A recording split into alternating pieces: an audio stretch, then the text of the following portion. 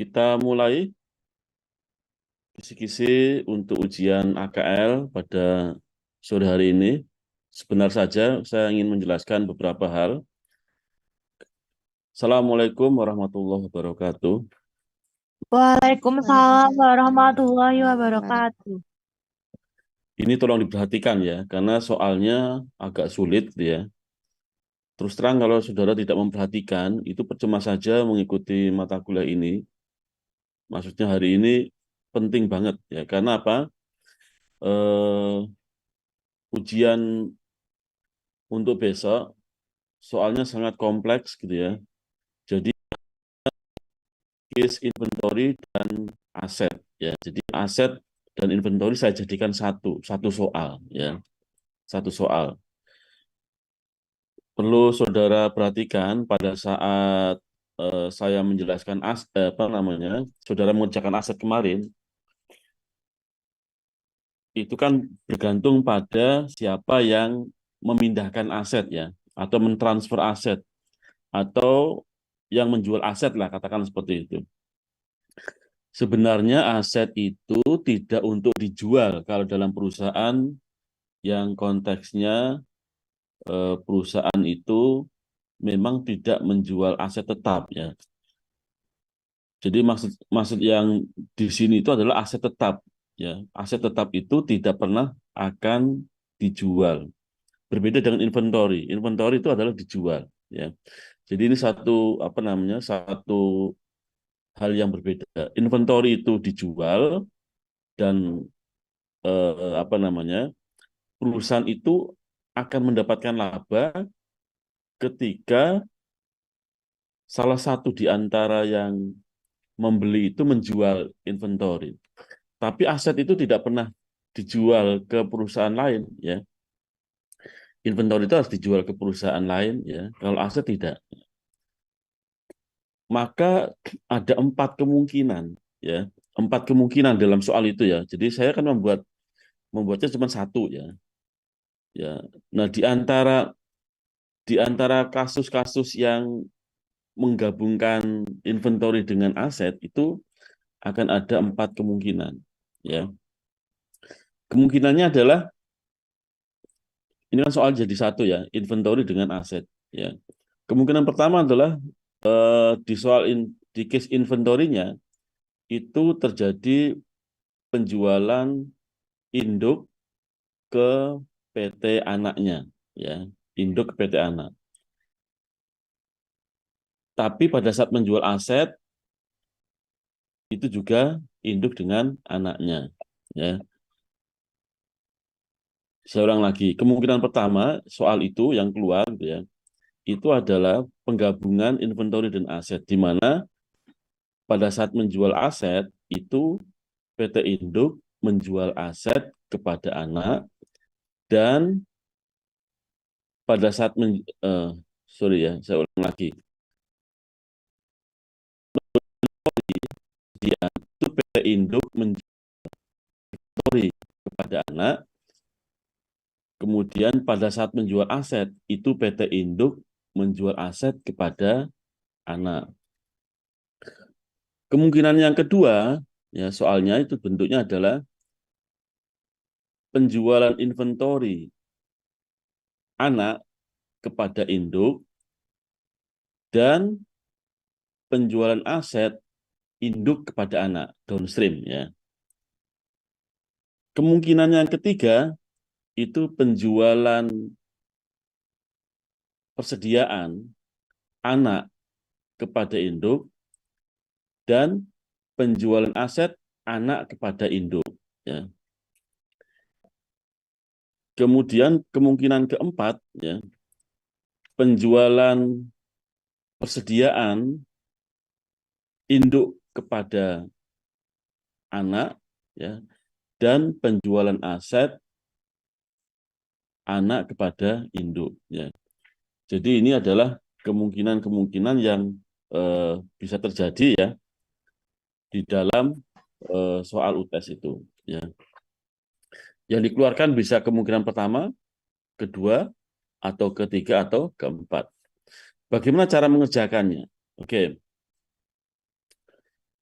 Cara mengerjakannya, jika inventory atau persediaan itu dengan downstream atau induk menjual kepada anak, dan aset juga demikian, induk pada anak, ya, itu soalnya akan berbunyi seperti ini, kasus soalnya ya. Jadi kan pertama diketahui apa namanya PT induk menguasai berapa persen gitu ya. Kemudian ada aset apa namanya laporan keuangannya. Tapi kemudian itu akan ada tambahan informasi ya. Informasinya seperti apa? Misalnya PT Ortu menjual persediaan kepada PT Bocah ya.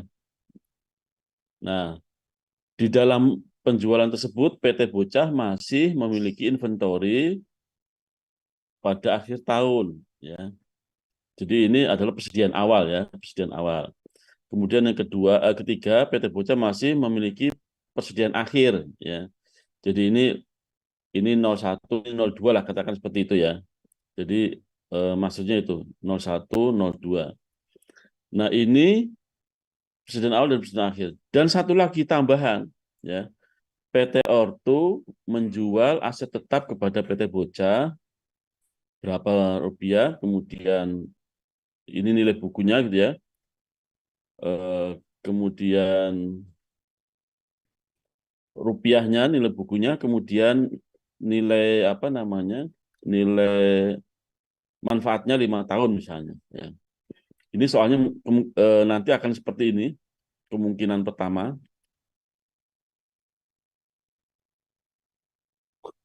Kemungkinan kedua soalnya akan seperti ini, ya, bocah yang menjual upstream ya kepada PT Ortu, ya, di mana kalau bocah yang menjual berarti PT Ortu yang wajib apa namanya menjualkan kepada perusahaan lain, gitu ya.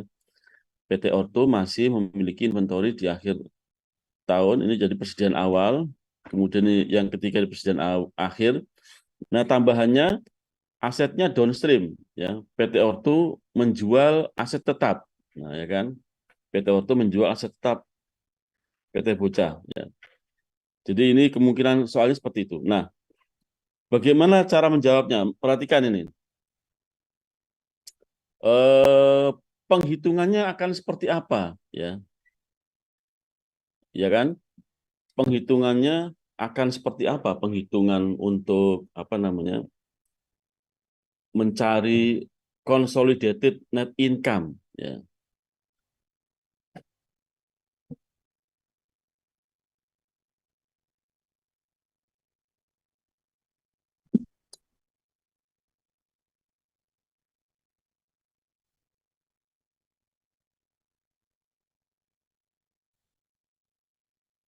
Oke, perhatikan ya. Ketika ketika melakukan penghitungan, maka saudara harus menjadikan penghitungan inventory dan penghitungan aset itu jadikan satu, ya. Jadi cara melakukan penghitungan seperti itu. Penghitungan aset dengan persediaan dijadikan satu, ya kan? Jadi eh, nanti tergantung siapa yang menjual dan siapa yang membeli kan. Nah, saudara harus ingat-ingat formatnya. Ya ini kan sebenarnya open book ya. Nah, silakan nanti ketika menghitung dibuka ya. Tapi yang jelas itu harus menjadi satu kesatuan, ya. Menjadi satu kesatuan, tidak boleh dipisah. Maksudnya begini, apa namanya, saudara mengerjakan apa persediaan, penjualan persediaan, kemudian hasil persediaan sendiri, kemudian menghitung penjualan aset, kemudian hasil aset sendiri enggak, ya. Harus digabung, ya. Harus digabung. Itu perhatikan ya. Jadi harus digabung, ya. Harus digabung. Nah, jadi kalau sudah ketemu penghitungan yang saudara harus gabung gitu ya, harus digabung. Jadi, maksudnya begini, eh, apa dulu yang harus dihitung? Nah, ini pertanyaan penting ya. ketika menghitung consolidated net income itu apa dulu yang harus dihitung? Ya, yang harus dihitung adalah saudara harus menghitung tentang penjualan aset dulu. Ya, perhatikan penjualan aset dulu. Kenapa penjualan aset dulu? Ya, karena di sana terjadi, ya kan, kalau penjualan aset kan yang menjual, perhatikan ya, yang menjual itu akan ada laba penjualan aset, yang membeli akan dibebani depresiasi, ya kan? Yang membeli akan dibebani depresiasi. Sehingga saudara itu harus apa namanya, istilah menghitung atau menemukan jawaban apa dulu, apa namanya, jawaban terkait dengan berapa laba penjualan aset dulu, kemudian berapa depresiasi, ya, berapa eh, penjual apa laba penjualan aset dan berapa depresiasi itu dulu yang ditemukan, ya. Nah, baru kemudian saudara menghitung berapa laba penjualan persediaan, ya, laba penjualan persediaan, ya. Ini penting ya, menghitung consolidated net income, ya. Itu yang pertama dihitung itu adalah kita menghitung penjualan laba penjualan aset dulu dan menghitung tentang siapa yang akan dibebani apa depresiasi terlebih dahulu, ya, penting. Nah, setelah diketahui consolidated net income, ya, maka saudara akan apa namanya, membuat jurnal transaksi, ya, jurnal transaksi. Kalau terjadi transaksinya downstream, gitu ya, downstream, jadi apa namanya, PT Ortu menjual aset, PT Ortu menjual persediaan kepada PT Anak, ya, downstream, downstream, maka eh, ini kan jurnal seperti ini ya, jurnal jurnal apa namanya, jurnal transaksi seperti ini, ya. Perhatikan, jurnal transaksi untuk penjualan persediaan ada enggak? Ada, tapi sudah termasuk di sini, ya. Jadi nanti income from subsidiary-nya, ya, income from subsidiary ini adalah gabungan dari penjualan inventory dan penjualan aset, ya. Karena kan sesungguhnya dari apa namanya, transaksi penjualan inventory tidak tidak kelihatan bahwa itu adalah penjualan inventory, ya. Tapi kalau penjualan aset kan kelihatan, ya. Kalau yang menjual PT Ortu itu PT Ortu akan mendapatkan kas, gitu ya. Nah, ini perhatikan ya. Jurnal transaksi yang pertama ini, investment in PT Just Stock, investment PT Bocah dan income from subsidiary. Ya, kemudian cash dan investment ini adalah transaksi yang terjadi ini kan secara umum ya, baik inventory, baik aset itu dua transaksi ini pasti dicatat, ya, pasti dicatat. Atau tidak ada transaksi ini juga pasti pasti ada ini ya, dua kasus ini ya, dua transaksi ini. Kemudian, nah ini yang cash accumulate depreciation fixed asset gain on sale ini adalah transaksi penjualan aset, ya. PT Ortu menjual aset. Nah, PT Bocah yang menerima aset, ya, yang membeli, maka dia akan mempunyai aset, kemudian dia akan mempunyai depresiasi, ya, beban depresiasi. Kemudian ada kas, ya, ada kas yang berkurang dan ada akumulasi depresiasi. Nah, ini jurnal transaksi seperti ini, ya. Ini kalau downstream. Maksudnya downstream itu apa? Downstream ketika asetnya, ya.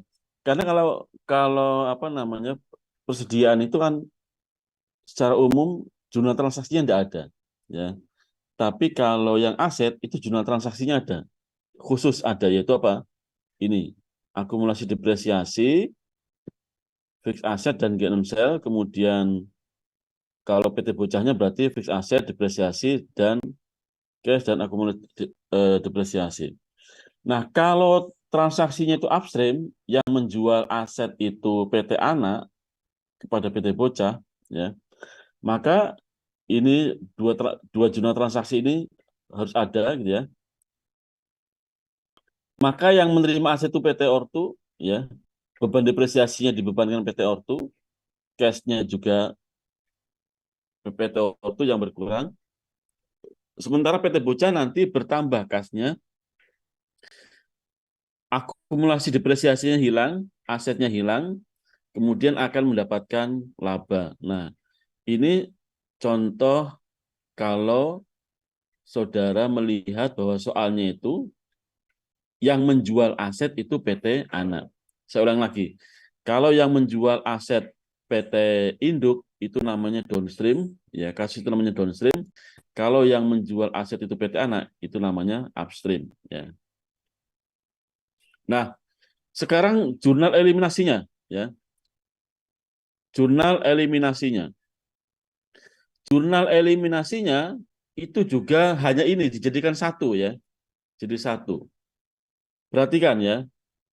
Jadi kalau jurnal eliminasinya tidak tercermin apakah itu downstream atau upstream, ya. Jadi baik kemungkinan pertama, kemungkinan kedua, kemungkinan ketiga, kemungkinan keempat, itu jurnal eliminasinya ya tetap ini sama, ya, sama, ya, sama saja, ya, sama seperti ini. Paham, ya? Jadi kalau jurnal eliminasi itu posisinya tetap sama, ya, jurnal eliminasinya akan seperti ini. Nah, itu kira-kira ya cara mengerjakannya untuk apa namanya soal UTS. Nah, perhatikan waktunya sangat singkat, ya. Saudara harus punya strategi, ya. Ini nanti akan saya berikan materi ini.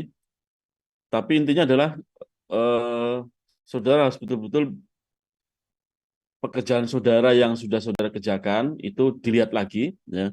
Bagaimana ketika perusahaan induk menjual persediaan atau PT Anak menjual persediaan, kemudian bagaimana PT induk menjual aset atau PT Anak yang menjual aset itu diperhatikan, ya. Saya kira itu penjelasan saya, ya. Ini PPT ini akan saya berikan di grup, ya. Saya kira itu, ya. Jadi terus terang soal UTS gitu, ya, yang pernah saya sampaikan itu belum pernah ada yang bisa secara 100% selesai itu, ya. Maka saya hanya menilai saudara bisa sampai apa namanya kertas kerja itu sudah luar biasa, ya. Kertas kerja full penuh itu merupakan apa namanya capaian yang luar biasa kalau saudara bisa, ya. Nah, saya kira itu terima kasih saudara Mohon sekalian, maaf, ya. untuk soalnya itu apakah metode APT sama cost atau salah satu saja? Ekuitas, ya, metode ekuitas. Yang saya gunakan nanti saudara mengerjakan metode ekuitas, ya. Nanti akan disebutkan di soalnya. Metodenya Oke, siap, ekuitas, Pak. ya. Terima kasih. Ya. Metodenya ekuitas. Nanti Kalau tipenya nanti yang mode, ke pertama atau kedua atau ketiga terpaksa. soalnya cuma satu, Pak. Soalnya cuma satu. Itu saudara mengerjakan satu itu aja belenger, ya. Ya, saya yakin enggak apa namanya dalam waktu yang 90 menit saja, gitu ya. Saudara mengerjakan itu full bisa selesai dan benar, ya. Itu open book, ya. Saya lagi open book, ya. Sampai hari ini selama saya mengerjakan akal ini UTS yang saya ujikan itu belum pernah ada yang betul 100, ya, betul 100. Tapi mudah-mudahan untuk kali ini kalian bisa mengerjakan secara full dan 100 gitu ya. Oke, saya kira itu. Terima kasih atas perjumpaan hari ini. Kita akhiri dengan hamdalah sama-sama. Alhamdulillahirabbil alamin. Alhamdulillahirobbilalamin. Assalamualaikum warahmatullahi wabarakatuh. Waalaikumsalam Waalaikumsalam warahmatullahi warahmatullahi wabarakatuh. wabarakatuh. Terima kasih, Terima kasih Pak. semuanya atas kehadiran.